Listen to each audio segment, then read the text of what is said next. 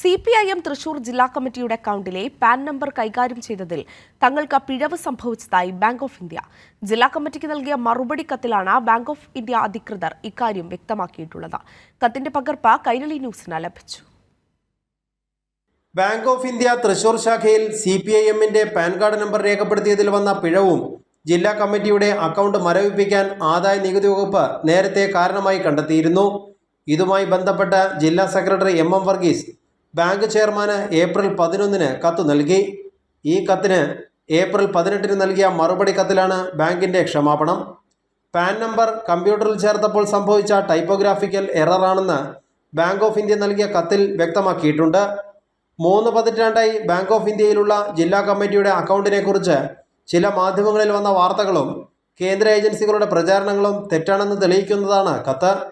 Party കേന്ദ്ര കമ്മിറ്റിക്കും ജില്ലാ സംസ്ഥാന കമ്മിറ്റികൾക്കും ഒരേ പാൻ നമ്പർ തന്നെയാണ്. ഇതിലെ 4ാമത്തെ അക്ഷരമായ T എന്നതിന് പകരം J എന്നാണ് ബാങ്കുകാർ രേഖപ്പെടുത്തിയത്. ബാങ്ക് വരുത്തിയ പിഴവിന് കേന്ദ്ര ഏജൻസികൾ CPIMനെ പ്രതിസ്ഥാനത്താക്കി. പാർട്ടിക്കെതിരെ ആദായ നികുതി വകുപ്പ് നടത്തിയ നീക്കത്തെ ചില മാധ്യമങ്ങളും പിന്തുണച്ചു. ബാങ്ക് അധികൃതർ തന്നെ രേഖാമൂലം വ്യക്തമാക്കിയതോടെ ഒരു വ്യാജ വാർത്ത കൂടി പൊളിഞ്ഞു വീണു.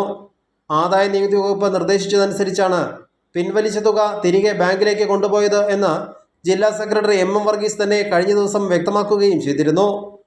കൈരളി ന്യൂസ്, തൃശൂർ.